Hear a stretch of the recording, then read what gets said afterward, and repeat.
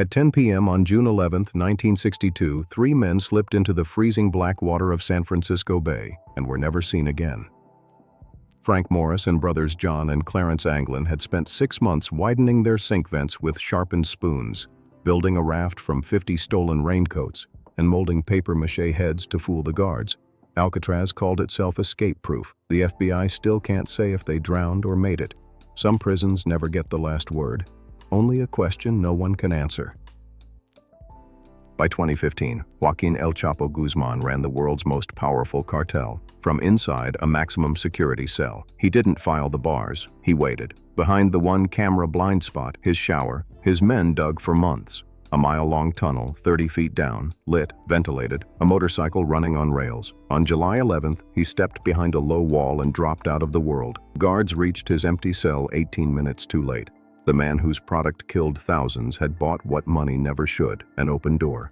He called the maze the most escape-proof prison in Europe. On September 25, 1983, 38 IRA prisoners made it a punchline.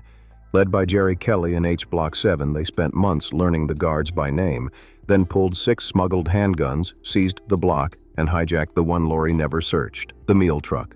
Officer James Ferris died of a heart attack in the chaos. It's still the largest breakout in British history. The strongest wall ever built is worthless the moment the men inside have time. Stalag. Luft 3 was built on soil so soft the Nazis swore no tunnel could survive it. Squadron leader Roger Bushel, Big X, dug 3 anyway, Tom, Dick, and Harry, 30 feet down. On the moonless night of March 24, 1944, 76 men crawled the length of Harry to freedom. Only 3 reached home. Enraged, Hitler had 50 of the recaptured shot, Bushel among them. History calls it the Great Escape. The men who lived it counted the cost, 50 graves for one night of open sky. In March 1934, America's most wanted man sat in an escape-proof Indiana jail awaiting trial for a cop's murder. Then John Dillinger, by his own account, bluffed his way out with a pistol carved from wood and blacked with shoe polish. Real or fake, it worked. He cowed the guards, grabbed 2 real machine guns, and drove off in the sheriff's own car. Crossing the state line turned a jailbreak into a federal manhunt. 4 months later, he was dead. But for one morning, a lie made of wood beat them all. France couldn't keep Pascal Payette. Because Payette didn't go through walls, he went over them. Serving 30 years for a robbery that left a guard dead, he first fled Luan prison by hijacked helicopter in 2001. Shuffled from jail to stop him. He answered on Bastille Day 2007. 4 masked men seized a chopper in Cannes, touched down on the roof at Grasse, and lifted him out in under 5 minutes. Spain caught him 3 months later. While others dig down for years, Payette just looked up. On December 13, 2000, 7 inmates walked out of a Texas maximum security prison in broad daylight. Led by George Rivas, they jumped the maintenance crew, took their clothes and IDs, and drove off in a prison truck. The manhunt made them famous. Christmas Eve made them killers. Robbing a store, they shot Irving officer Aubrey Hawkins 11 times and ran him over, leaving a young father dead in the cold. A tip to America's most wanted ended it. Freedom bought with another man's life was never freedom, just a longer sentence.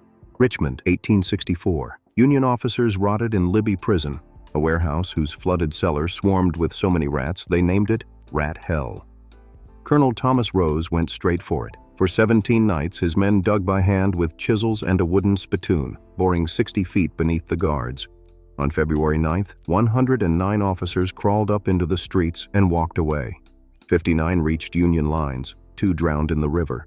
The Confederacy's escape-proof prison, undone by starving men, a spittoon, and the road home. Not every escape is about saving yourself. In April 1944, Rudolf Verba and Alfred Wetzler climbed into a hollow woodpile inside Auschwitz, doused the ground with petrol and tobacco to blind the dogs, and lay frozen still for 3 days. Then they walked 80 miles to warn the world. Their report mapped the gas chambers in exact detail. While 12,000 people were murdered there each day, published that summer, it helped halt the deportation of Hungary's Jews. 2 men escaped a death factory to save 100,000 strangers. Some men tunnel. Choi Gap-bok folded. In 2012, the career thief, a lifelong yoga devotee, sat in a cell in Daegu, South Korea, swearing he'd been framed.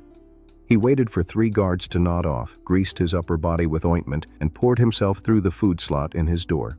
A gap just 6 inches tall. Under a minute and gone, pillows tucked under his blanket, Shawshank style. The papers crowned him the Korean Houdini. 6 days later, they found the Houdini folded into a rooftop cardboard box. Richard Lee McNair didn't break out. He mailed himself out, doing 2 life sentences for killing truck driver Jerry Thies. He'd already slipped his cuffs with lip balm and wormed through an air duct.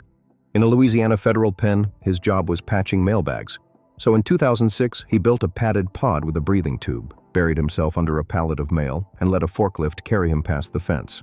Stopped by a cop an hour later, he talked his way loose, on dashcam, as a jogger. Some men beat the wall. McNair beat the mailroom. Pretoria, 1979. Tim Jenkin and Stephen Lee weren't criminals. They were white South Africans jailed for fighting apartheid. Put to work in the wood shop, Jenkin memorized the locks, then whittled keys from scrap, testing them in the dark for 18 months until they turned. On December 11th, he, Lee, and Alex Moombaris opened door after door while a comrade distracted the warden and strolled out the front gate. Their story became the film Escape from Pretoria. Sometimes a cage falls to nothing more than patience and a pocket knife. Alfie Hines broke out of 3 British prisons, but his best trick played out inside a courthouse. Jailed for a 1953 robbery he swore he never did, Houdini Hines had already gone over a 20-foot wall at Nottingham. Recaptured, he sued the prison itself just to get inside the law courts. Escorted to the toilet, he shoved both guards in, snapped a smuggled padlock onto the door, and vanished into the Fleet Street crowd. They caught him at an airport hours later. Hines didn't break the law to escape, he used it. February 1966. German-born Navy pilot Dieter Dengler was shot down over Laos and dragged into a Pathet Lao jungle camp, chained each night, starving on rats. When the prisoners overheard the guards planning to shoot them, they struck first. During a meal, Dengler and the others grabbed the rifles and ran. His friend Dwayne Martin was killed by a villager's machete before his eyes. Alone, Dengler crawled through the jungle for 23 days, down to 85 pounds, until a spotter plane found him. Some cages have no bars, only the jungle and the hunger. The last escape wasn't about running, it was about resistance. Sobibor wasn't a prison. It was a death camp in occupied Poland, where 250,000 Jews were murdered. In October 1943, Red Army officer Alexander Pechersky and Leon Feldhendler led 600 prisoners in revolt. Luring the SS into workshops to try on coats, they killed a dozen with axes, then charged the fence through machine gun fire. Around 300 reached the trees. Only a few dozen survived the war. The Nazis were so shaken, they wiped the camp off the earth. Pechersky's order to those who ran was simple: let the world know what happened here. Every prison in this story was called escape-proof. Every one was a lie, because the will to be free is the one thing no wall, no chain, and no regime has ever managed to hold. 15 prisons, 15 walls built to be final, and 15 times someone proved that no cage is ever truly closed. Whether by tunnel, helicopter, forged key, or sheer nerve, they all understood the same thing. Freedom is never given, it's taken. Which of these escapes stunned you the most?